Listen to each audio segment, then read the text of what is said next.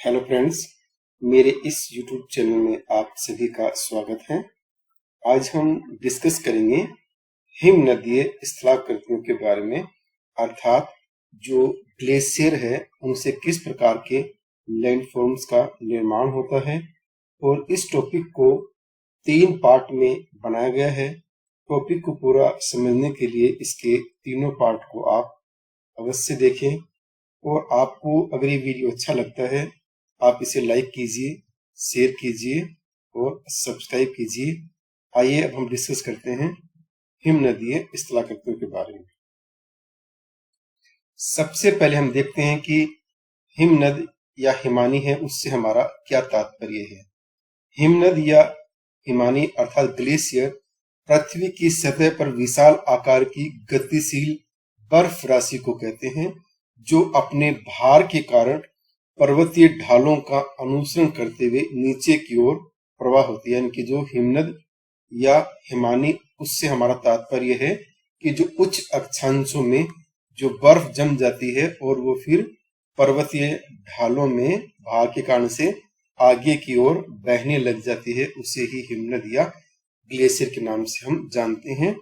यह हिम राशि सघन यानी कि ठोस होती है और इसकी उत्पत्ति ऐसे क्षेत्रों में होती है जहां हिमपात की मात्रा हिम के क्षय अथवा पिघलने से अधिक होती है और प्रतिवर्ष कुछ मात्रा में हिम अधिशेष के रूप में बच जाता है। यानी कि ये जो हिम राशि है, इसकी उत्पत्ति उन क्षेत्रों में जहां होती है जहां वर्ष भर जो है स्नोफॉल या हिमपात होता रहता है। और उसमें भी क्या है, जो हिम जो है, आइस जो है, उसके पिघलने की जो दर है वो तो कम होती है, लेकिन जो स्नोफॉल की दर है वो ज्यादा होती है, जिसकी वजह से वहां पर कंटिन्यू जो है बर्फ जमती रहती है। A glacier is a huge mass of ice that move slowly over land. यानी कि ग्लेशियर जो है एक बहुत ही ह्यूज मास है जो कि धीरे धीरे धरातल पर बहता है। The term glacier comes from the French word glacier which means ice. यानी कि जो ग्लेशियर टर्म है ये एक तरह का फ्रेंच वर्ड है जिसका मतलब होता है ice. Glaciers are often called river of ice. यानी कि जो ग्लेशियर्स हैं उनको बर्फ की नदी यानी कि रिवर्स ऑफ आइस के नाम से भी जाना जाता है। यहाँ इस स्लाइड में हम देख सकते हैं कि किस प्रकार से जो आइस है वो एकदम से जम जाती है और उसके बाद में धीरे धीरे वो पिघल कर ग्लेशियर के रूप में आगे की ओर बहना प्रारंभ हो जाती है। वर्ष दर वर्ष हिम के एकत्रण यानी इकट्ठा होने से निचली परतों के ऊपर दबाव पड़ता है और वे सघन या ठोस हिम के रूप में परिवर्तित हो जाती है। यानी कि प्रतिवर्ष क्या है, कुछ अक्षांशों में जहां पर हिमपात या स्नोफॉल हमेशा होता रहता है, नीचे वाली जो परत है वो धीरे धीरे ऊपरी दबाव के कारण से एकदम से सघन और ठोस होती जाती है। यही सघन हिम राशि अपने भार के कारण ढालों पर प्रवाहित होती है, जिसे हिमनद कहते हैं। यानी कि यही जो ठोस हो गया पार्ट इसका हिम राशि का, यही है वो अपने भार के कारण धीरे धीरे ढाल या स्लोप की ओर बहने लगता है, जिसको हम हिमनद के नाम से जानते हैं। प्राय यह हिमखंड नीचे आकर पिघलता है और जल में परिवर्तित हो जाती है। यानी कि जैसे ये उच्च अक्षांशों से नीचे की ओर आता है वैसे ये पिघलने लगता है और पानी या जल के रूप में जो है ये परिवर्तित हो जाता है। वॉर्सेस्टर के अनुसार हिमानी या हिमनद हिम की एक ऐसी राशि है जो धरातल पर अपने संचय के स्थान से धीरे धीरे खिसकती है। A glacier is a mass of snow and ice that moves slowly over the land away from its place of accumulation। यानी कि वार्सेस्टर ने इसकी एक सिंपल सी परिभाषा दी कि हिमानी या जो हिमनद है ये हिम की एक ऐसा पिंड है, ऐसी राशि है जो धरातल पर धीरे धीरे अपने स्थान से आगे की ओर खिसकती जाती है। यहाँ हम इस स्लाइड में भी देख सकते हैं कि किस प्रकार से उच्च अक्षांशों में एक तरह से आइस या बर्फ की जो पर्वत से जम जाते हैं और धीरे धीरे इनसे जो पानी है वो पिघल के आगे की ओर हिम राशि के रूप में या ग्लेशियर के रूप में आगे की ओर बहना प्रारंभ हो जाता है। धरातल पर स्थलाकृतियों के निर्माण में हिमनद का कार्य बहुत ही महत्वपूर्ण माना जाता है।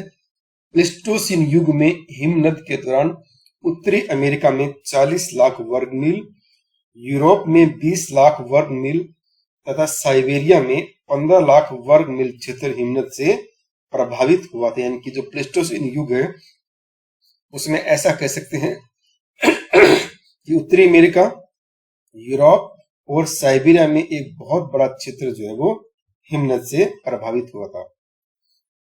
अतः हिमनद का कार्य तथा उससे उत्पन्न स्थलाकृतियां भू आकृति अध्ययन में बहुत ही उपयोगी। इस प्रकार से हम ये कह सकते हैं कि भू आकृति के अध्ययन में हिमनद और उससे स्थलाकृतियों का जो अध्ययन है वो काफी उपयोगी अर्थात महत्वपूर्ण है।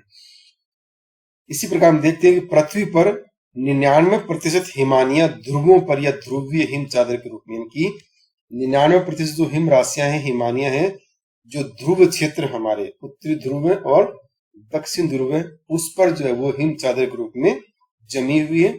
इसके अलावा गैर ध्रुवीय क्षेत्र, यानी कि ध्रुवों के अलावा जो ऊंचे पहाड़ी क्षेत्र है के हिमनदों को अल्पाइन हिमनद कहा जाता है। यानी कि जो पहाड़ी भाग है, जैसे हिमालय पर्वत है, यहाँ पर भी जो बर्फ जमती है, ऐसे क्षेत्र जो गैर ध्रुवीय क्षेत्र हैं या पर्वतों पर जहां स्नोफॉल होता है, बर्फ जमती है, उनको अल्पाइन हिमनद के नाम से जाना जाता है। और ये उन ऊंचे पर्वतों के सहारे पाए जाते हैं जिन पर वर्ष भर ऊपरी हिस्सा जो है हिमाच्छादित रहता है, यानी कि बर्फ से ढका रहता है।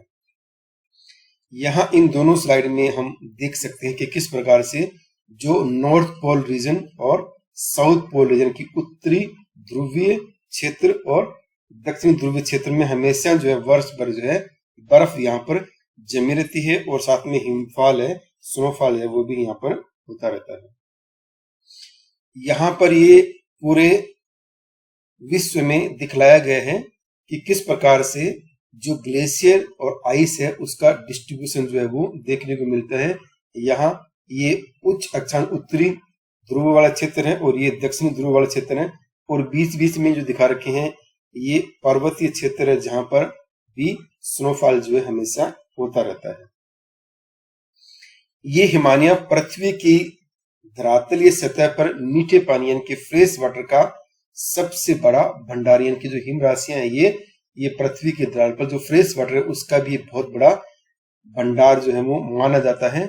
हिमानियों का महत्व इसलिए भी बढ़ जाता है क्योंकि ये जलवायु के दीर्घकालिक परिवर्तनों जैसे वर्षण, मेघाच्छादन, तापमान इत्यादि के प्रतिरूपों से प्रभावित होते हैं और इसलिए इन्हें जलवायु परिवर्तन और समुद्र तल परिवर्तन का बेहतर सूचक माना जाता है। इनकी हिमानियों का अध्ययन जो है वो इसलिए भी महत्वपूर्ण माना जाता है कि जैसे जैसे जलवायु में परिवर्तन होगा और पृथ्वी का जो तापमान है वो बढ़ेगा, वैसे वैसे उच्च अक्षांशों में जमी हुई जो बर्फ वो धीरे धीरे पिघलने लगेगी और समुद्रों का जो तल है वो जल का तल है वो ऊपर की ओर उठना प्रारंभ होगा, क्योंकि जैसे ही ये हिम राशियां पिघलेंगी उसका सारा पानी समुद्र में आएगा और समुद्र तल में जल का जो परिवर्तन है वो हो जाएगा। तो जलवायु परिवर्तन का भी इसको एक इंडिकेटर या सूचक के रूप में माना जाता है। ध्रुवों के पास हिम रेखा प्राय सागर तल के बराबर होती है, इनके ध्रुवीय क्षेत्रों के पास में जो हिम रेखा होती है वो सागर तल के बराबर होती है। दक्षिणी ग्रीनलैंड तथा दक्षिणी चिली में हिम रेखा 666 मीटर, दक्षिणी नॉर्वे तथा दक्षिण अलास्का में 1666 मीटर, आल्प्स में 3000 मीटर, हिमालय पर्वत में 4300 मीटर से 5300 मीटर तथा भूमध्य रेखा पर उच्च पर्वतों में 5600 मीटर से 6000 मीटर की ऊंचाई पर स्थित होती है। यानी कि अलग अलग जो क्षेत्र हैं उनमें जो हिम रेखा है वो अलग अलग ऊंचाई पर स्थित होती है, ये इसमें बतलाया गया है। हिम क्षेत्र की निचली सीमा को हिम रेखा या स्नो लाइन के नाम से जाना जाता है।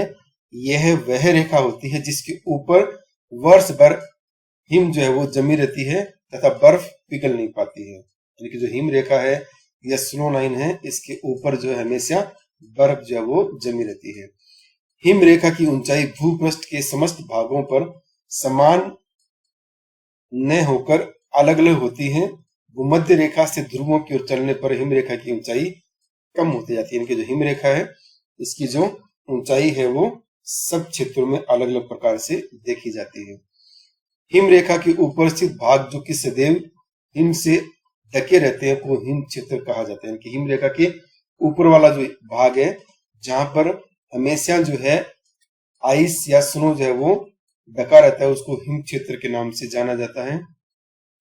भूपृष्ठ पर कुछ भाग ऐसे भी हैं जहां पर सदैव बर्फ जमा रहती है, ऐसे भागों को हिम क्षेत्र कहते हैं। कि ऐसे बहुत सारे भाग भी है पृथ्वी के ऊपर जहां पर बर्फ हमेशा पूरे वर्ष पर्यंत जो जमी रहती है, ऐसे भागों को हिम क्षेत्र के नाम से जाना जाता है।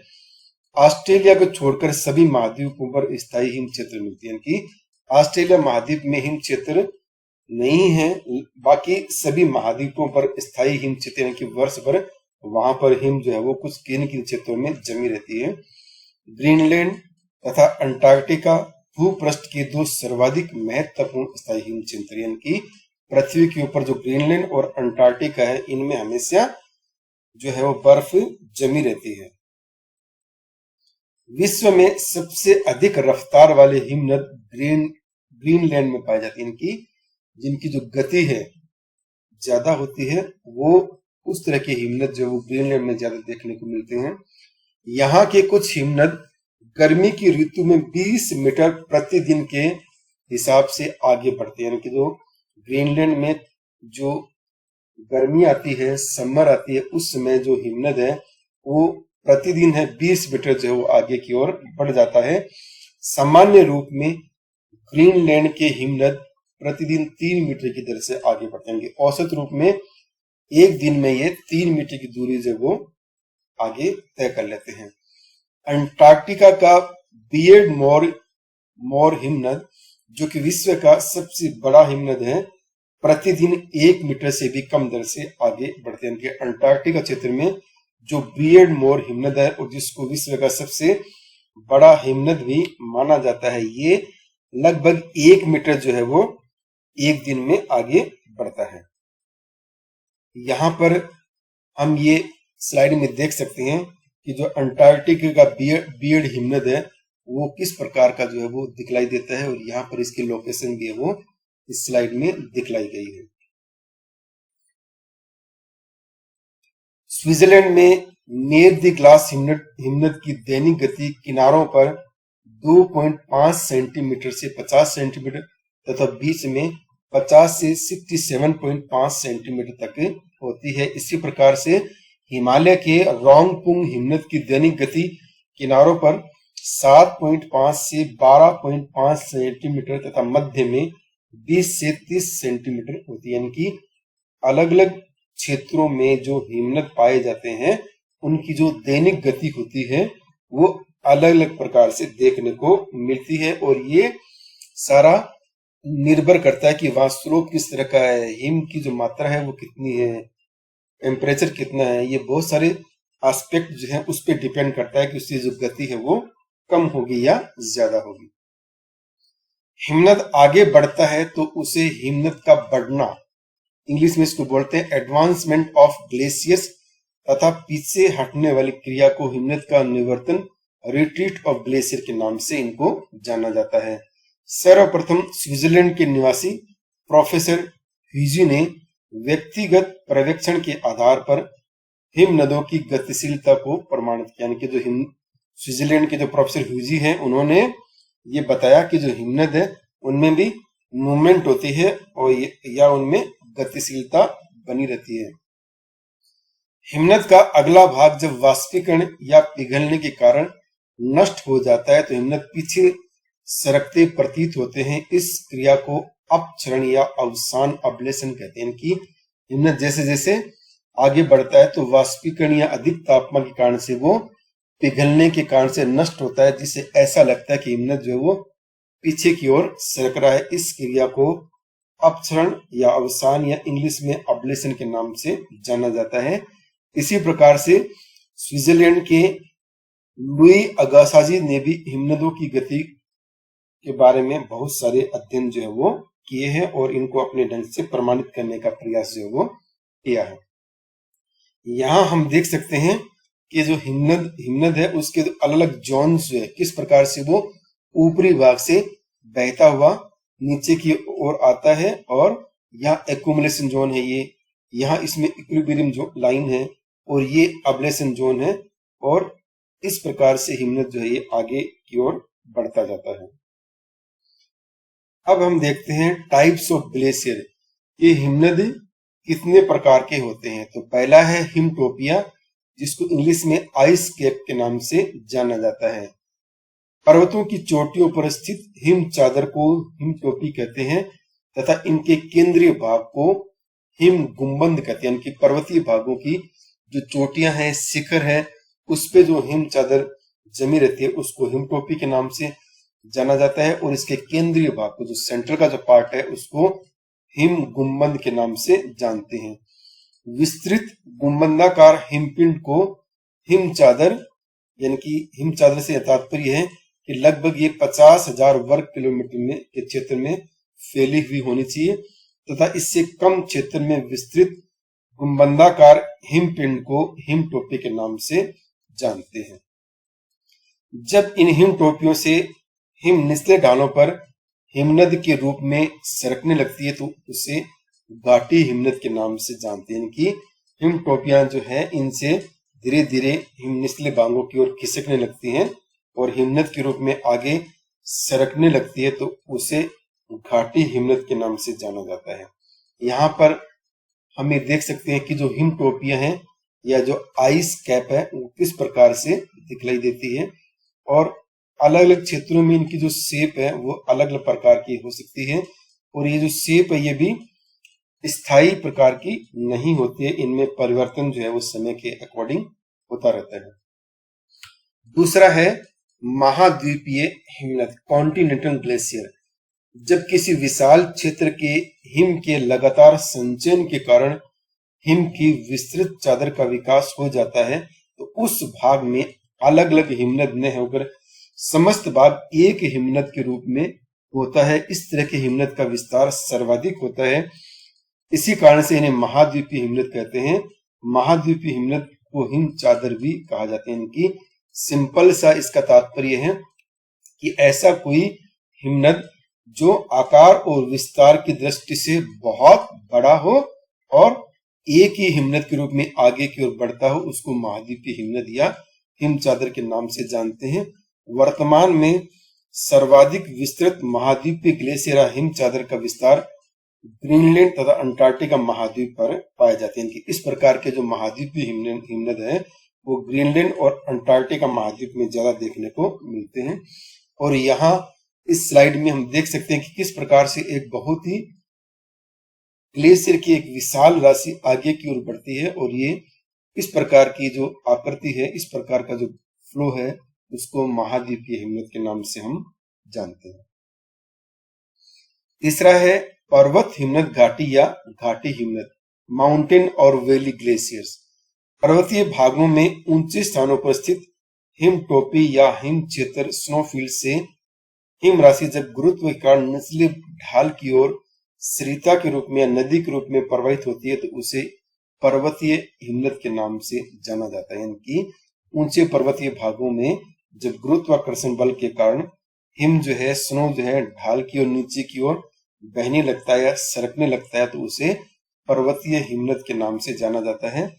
पर्वतीय हिमनदों का सर्वप्रथम अध्ययन आल्प्स में पर्वत में होने के कारण इन्हें अल्पाइन हिमनद, अल्पाइन ग्लेशियर भी कहा जाता है। इनकी जो पर्वतीय हिमनद है इनका सबसे पहले जो अध्ययन है वो आल्प्स पर्वतों में हुआ था। इस प्रकार से जो पर्वतीय हिमनद है उनको अल्पाइन हिमनद के नाम से भी जाना जाता है।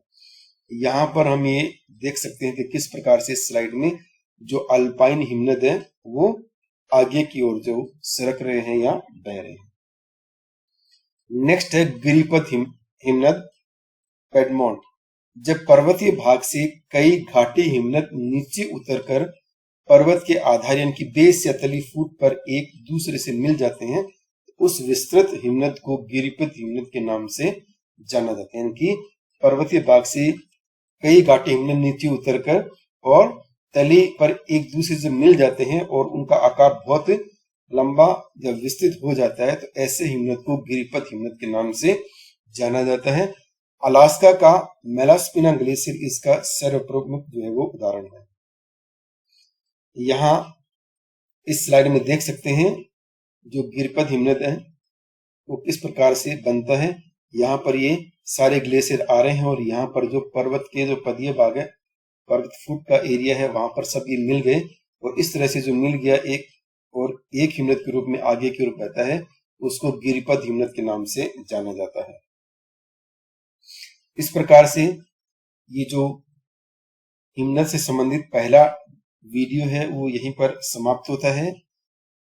इस टॉपिक को पूरा समझने के लिए इसके दो अगले वीडियो हैं, दो और वीडियो हैं, उनको भी आप अवश्य देखें। आपको ये वीडियो अच्छा लगे इसे लाइक कीजिए, शेयर कीजिए और सब्सक्राइब कीजिए। और इस टॉपिक संबंधित आपको पीडीएफ में मैटर डाउनलोड करना है तो यहाँ पर एक लिंक दिया हुआ है, नाम दिया हुआ है, ये गूगल प्ले स्टोर से माई बुकलो ऐप आप डाउनलोड कर सकते हैं और उससे आप जो है पीडीएफ में जो नोट्स है इसके डाउनलोड कर सकते हैं। इसके साथ थैंक यू, धन्यवाद।